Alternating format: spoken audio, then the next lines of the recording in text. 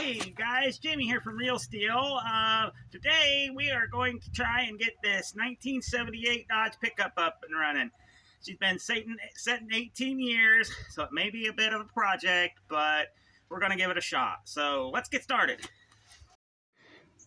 All right, y'all, let's go over this thing a little bit. She's a 78, an early 78, because the clear park light lenses, those were 77 and 78, early 78 only. By mid-year 78, they went to an amber lens. Now, I'm not real fond of this grill, but with the amber lenses, it's pretty fugly looking. So anyway, you can see it hasn't got a great paint job on it, and you can see all the tree sap and stuff on it. So yeah, she's been sitting for quite a while. I don't think they prepped it that great because the paint is peeling. Now I'm going to take a pressure washer to this. Maybe I can knock some of it off. Might look a little bit better. But overall, she's pretty darn straight. Little dings and dents here and there. But yeah, this is the big deal. No rust. This bed is super duper solid. Now I hate it that they put these stupid little rings on there, but some people do that. I don't know. But that was long before I got it. You can see a little dinger here and more rings. Taillights broke. No tailgate. I've got a nice straight one. I've also got a tail light. The joys of hoarding parts. It's got the aftermarket front bumper on it, and I don't believe this thing had a bumper originally, because see those two bolts there, right there and there? That's for the bumper delete license plate holder. Yeah, that's a side license plate holder. I'm not 100% sure when those come standard. But on this side, the paint's a little bit worse for wear. Got a lot more lichens growing, as I've been told they've been called. But again, solid bedside. Very solid. And again, she's pretty darn straight. They say the paint sucks. I'm hoping to get a lot of it off with the pressure washer. If not, I'll just have to strip it. I really wasn't wanting to go for a paint job right away. And straight again. And she's got a little dinger right here, but not bad. And on the inside, you can see she's pretty well stripped down. This thing was originally a 3 on the tree truck, but they put one of those janky old shifters in there. That really doesn't work that great, but I guess it is what it is. If this drivetrain does turn out to be good, I may search out a 3 on the tree column. You can see there's the shifter and stuff. Now we are going to have to change the ignition switch. I don't get a key. Love this custom wood grain radio bezel. Hey, that's pretty high class. And the radio, well, she's a pull-out model. So yeah, I'm not sure if this was a radio delete truck or not, but yeah, she's pretty low optioned. Speedo needles broke. Speedometer reads 61,000.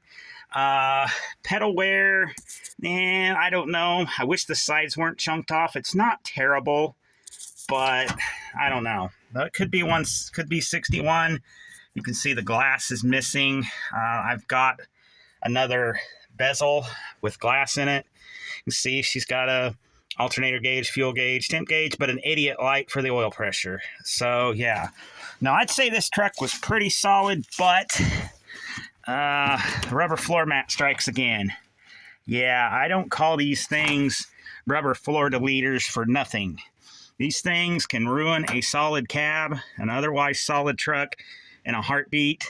Now, I know why people like them, you know, ease of maintenance and all that, but they trap moisture. And, you know, I know carpet can rust too, but it dries out a lot better. Your floors will dry out. And then you get rubber mats with that jute padding in here, like this thing had, and you get a lot of floor deleting. Let me move some stuff here. So yeah, that's from moisture being trapped under the rubber floor mat. So yeah, I'm gonna have to pull this out in the near future. And I think I've got some floor pans. I got a 4-wheel drive pan that's super nice. If not, I can maybe use an 80s floor pan. That might work. So yeah, but I'm gonna put y'all down because I got a sticky hood hinge, and we'll take a look under the hood. All right, guys, here's a look under the hood. Ye old leaning tower of power. Yeah, when I said this was low option, I meant she's pretty low option. The radiator's not original. You can kind of tell. It's been kind of made to fit, but if it works, it works. No flexi hoses. That's a plus. No flexi hoses. Now, this one is a Super 6 two-barrel edition, which I believe in 78 in pickups, I think that was the standard equipment back then. I'm not 100%, but yeah. So it's got that. It's got the red and black mismatched battery cables. So, like Vice Grip says, if somebody goes to steal your rig, they'll set it on fire. So, yeah. But you can see manual brakes, and I don't know, get you down in there, manual steering. So yeah, she was pretty much a zero option truck at this point. And you can see the 3 on the tree column, they removed the guts. Like I say, it might have been junk, who knows, but I actually do not mind a 3 on the tree. My first manual I learned to drive on was a 75 Ford pickup, 351 Windsor, 3 on the tree, manual steering, manual brakes, and bias splice. So yeah, I can drive a 3 on the tree. Now over here, see, we've got a red distributor cap, which adds about 10 horsepower, but the Bluetooth spark plug wires, well, they negate all those gains and then some. So we got 0 horsepower. Now the ignition is disconnected, the wiring. I'm not sure what's going on there. I don't know if they were trying to do something, replace something, or they stole parts, whatever.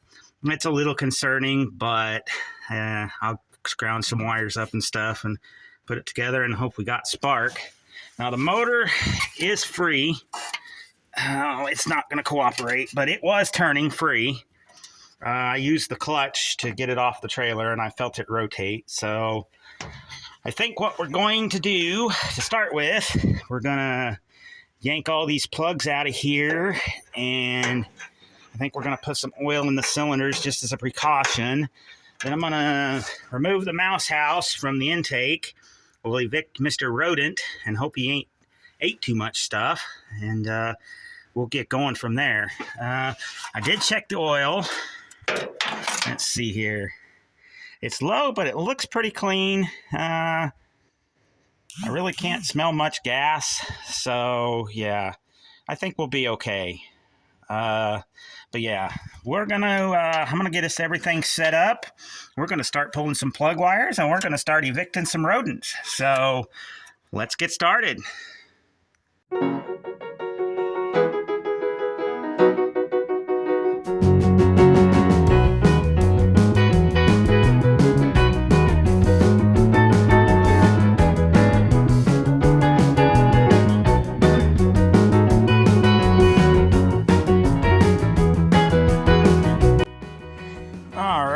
As you can see, they don't look terrible. Looks like she's been running a little rich, but not bad. Can't tell if that's a coolant leak or what's going on with that one. That's something we got to keep an eye on. Once we get it running, we'll know more, but there is a tight spot in the motor, so I did just put some oil in it, but I'm going to screw them plugs back in there, and let's get to removing the mouse house.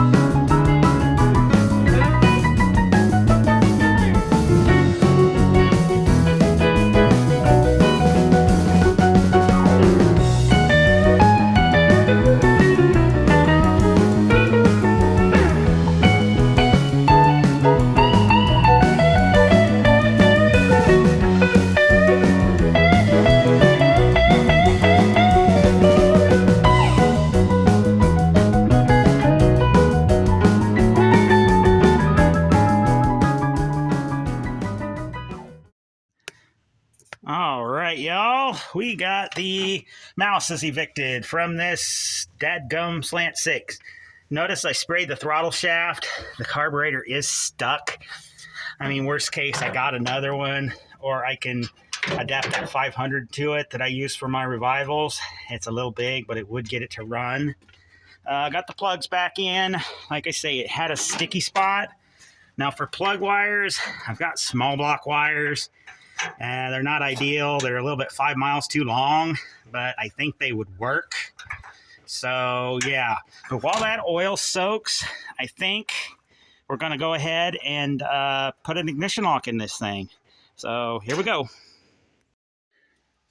All right, y'all, I already pulled the wheel. That was pretty darn straightforward. Let's see what we can do here. Now, luckily for me, somebody's already popped this little snap ring loose, which that's okay, as long as we put it back in the groove. But let me get him out real quick. I'm using the wrong tool, but such is life. Anyway, we'll start here by pulling this turn signal cam out of the way, which this is a 5/16 or a flathead. I meant turn signal lever. So we'll go ahead and pull him out of the way. Put the screw back in it just so we don't lose it. Sometimes when I do this, I like to do that. Now, we've got 3 little Phillips heads here holding this turn signal switch in and the retainer plate. So little short Phillips heads here. But the snap ring keeps the shaft and bearing and stuff together. So, yeah, I was prepared to pull it, but I'm glad somebody else did for me. Hey, whatever works. Now, these can be a little tricky to get out. You got to turn the turn signal on one way or the other, but they should come out. There he goes. We've got 3 of these. Let's get this guy out of here. Sorry if my big hands get in the way, but that's the way she goes sometimes. Come on out of there. There you go. And this one will have to turn the turn signal all the way to the left here. All right. Let's pull this out. This will be our last one. I wonder if somebody's been in here. I don't know, but it's hard to say. Now we'll pull this little plate off here. Set him up on the dash. And then for the signal switch, generally, if they're loose, you can just, we don't got to pull it completely out and unplug it. We just got to get it away, pulled out a little bit. Now you've got 3 screws here. And then, like I say, if the snap ring hadn't been pulled, we'd have been pulling that at the same time. Okay, here we go. Let's get these out of the way. If he wants to play nice, sometimes they don't want to play nice. Aluminum pot metal housings. So, yeah, come on out of there, buddy. Well, what is your problem here? Slightly bent? I don't know.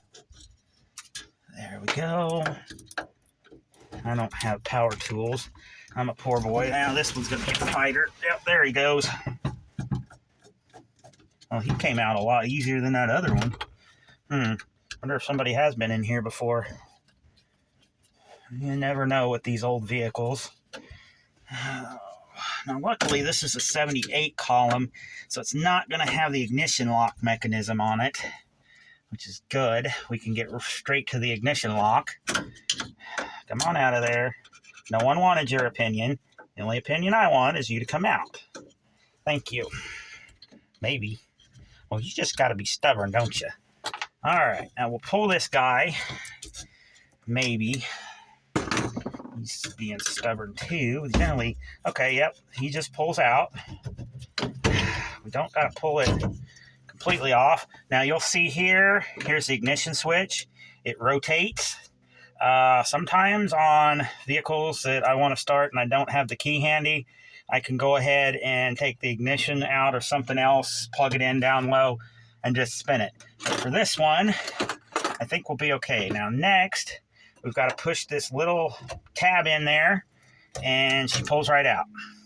Now, if this had been a 70 up car or a 79 up truck, we would have had a locking plate right here that would have went down, and then a big old humongo locking cam right here we'd have had to deal with. But luckily on this one, we didn't. And we'll take our other ignition switch here, hopefully, pull the key out, and push that little knob in, line it up, give it a slight push, and there we go. We have keyage now. Yes, we have keyage. So yeah, I'm gonna go ahead and put this thing back together. I'm sure y'all don't want to see that, hear me rambling and stuff like that. So I'm gonna go ahead and slide this thing back together, and I'll bring y'all back when we're ready to get back into the engine bay. All right, y'all, you can see I got everything together. Got the wheel in and all that, turn signal back together, and we got keyage. So I think next I'm going to, off camera, address this Bluetooth battery terminal end. And I don't know if I've got any or not. I should address this battery terminal end, and we'll put a battery in it. We'll turn that 86 Dodge that you can see through the windshield there. We'll turn him around, steal the good battery out of it, and see what kind of electrical issues we've got. Hopefully the wiring won't let all the smoke out of it. You know, that's never good. And that soaking did really work. So guess what? We've got a throttle. That's good. Hey, even the choke works. Kind of. Probably need to lubricate it a little bit, but it kind of works. We'll discon the fuel hoses and stuff like that. And we'll get some plug wires on it here once I get the battery situation, electrical situation figured out. So I'm going to do that real quick. We'll throw a battery in it and see what we got. All right, y'all, we got the battery in. I had to redo the negative cable end. It was pretty bad. That terminal's not the greatest, but I think it might work. It's better than what I had, which was a wire hanging on by, I think, what's that? 3 wires was holding it. That's all I had to cut. Yeah, that wasn't going to work. Now, the positive cable, yeah, it was no bueno. There's no getting those bolts out, and it was just in sad shape. So I found another cable. It's actually off a starter. It's really, really long, but it'll work. So let's hook this up real quick and see if possibly we can get a crank out of it. If not, I can always jump the starter and go from there. But let's see what we got. Nothing. Absolutely nothing. That's what I was afraid of. Now it's showing we got lights. Yeah, that's a plus. Got any backs? No, but the ammeter did wiggle, so that's a plus. I wonder if the starter's junk. No, we don't got lights. I don't know why the ammeter's wiggling. You wiggle one of these cables, maybe. I'm not getting any sparkage, so not sure what we got going here. Or there could be nothing. Hopefully the electrical system's not dead in this thing. I mean, the ammeter's slightly... I bet the ammeter's fried. That's common. I mean, it's wiggling. But worst case, I jump those 2 wires. Let's see. You can see it wiggles a little bit, but not a clutch safety switch, I don't think. No, we got nothing. Like I say, it kind of wiggles a little with lights, so not sure what we got going on. I'm going to run a little bit of diagnosis, and I'll bring y'all back with some results. All right, y'all, I did some monkeying around with the back of the ammeter, and it turns out the ammeter's blown. Just check this out. So what I'm going to do on a lot of these, people will do this. I'm going to connect those 2 wires back there. I don't know if you can see them too well. They're on the back of the ammeter there. There's a black and a red one there. What a lot of people do is connect those 2 because those ammeters can cause a lot of problems and can cause a lot of fires. So I'm going to disconnect all this, connect those 2 wires up solid, tape them up, and we'll get back and we'll start working on some more engine electrical. All right, y'all, this is what you can see what I mean. Power from those wires will flow through the ammeter from one wire to the other, and when the ammeter goes bad, you lose all power to everything, and that's what happened here.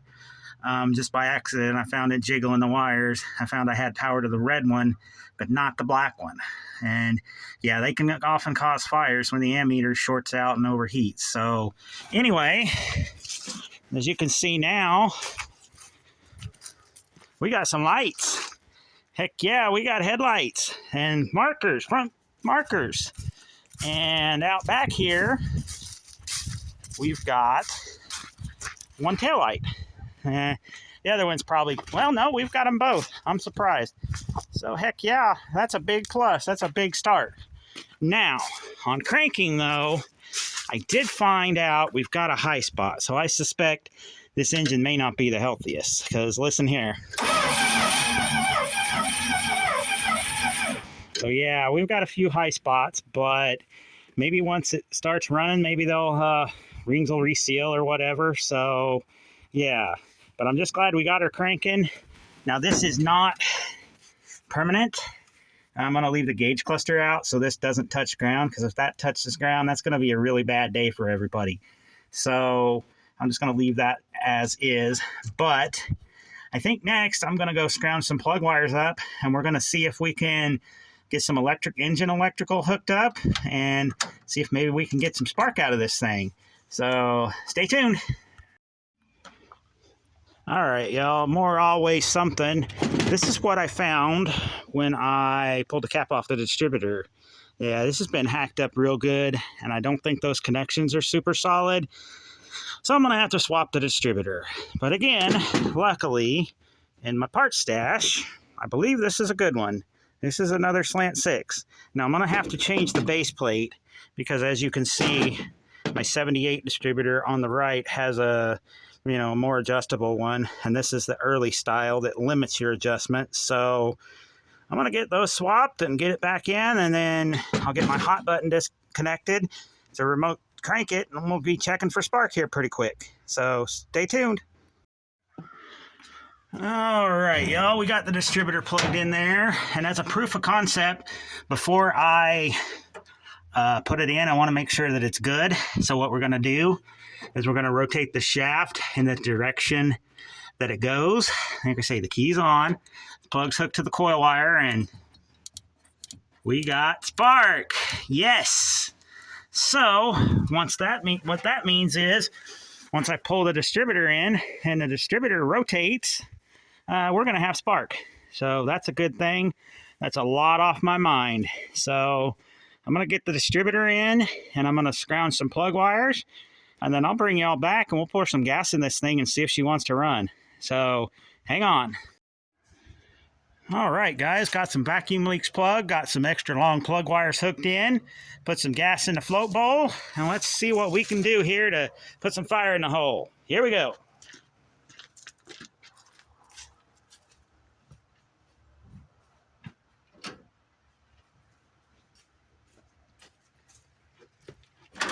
All right, y'all, fire in the hole.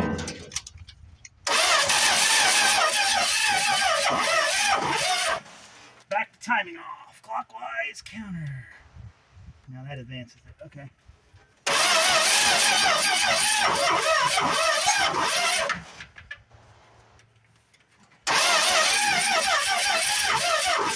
The way she wants to.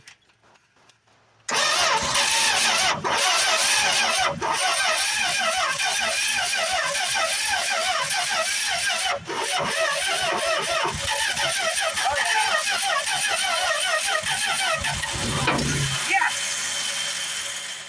She's trying, y'all.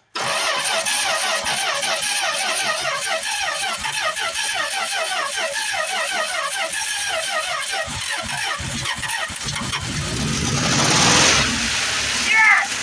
Woohoo! Yeah! Yahtzee!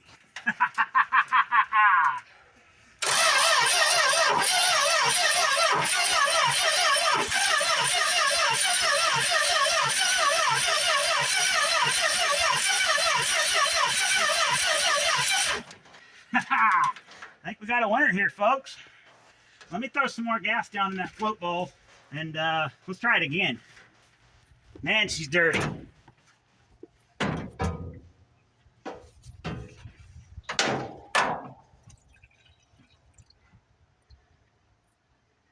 These are easier to fill through the top because the vent does go through the top. I don't think I totally put a lot in there last time, so yeah, we'll see what happens. Yeah, if this works, I'll go ahead and hook a fuel source up to it. All right. Let's see what happens again.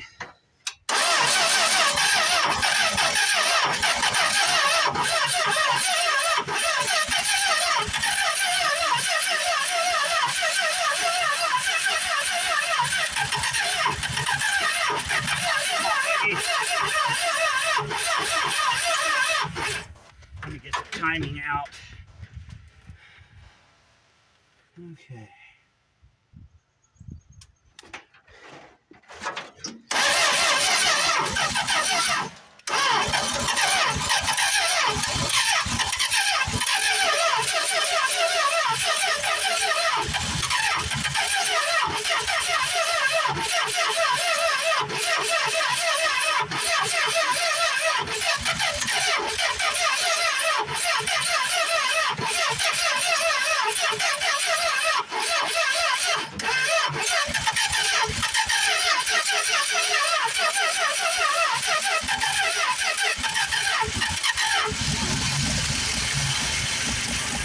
There we go. Yeah.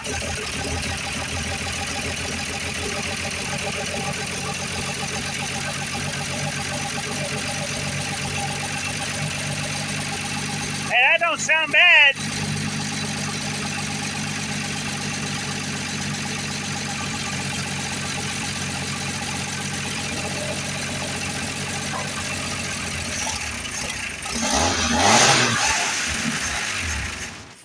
Hey, we really don't got an accelerator pump, but man, she runs.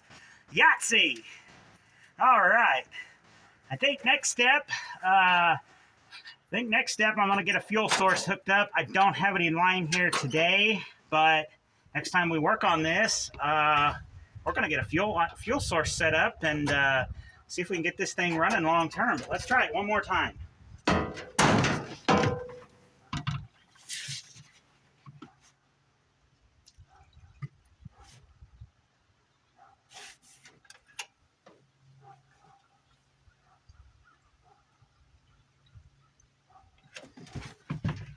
Yeah, dang leaky gas cans.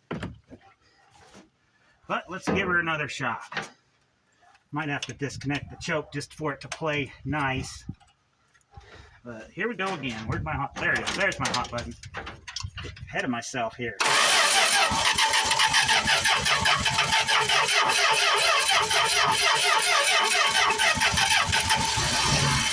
There we go.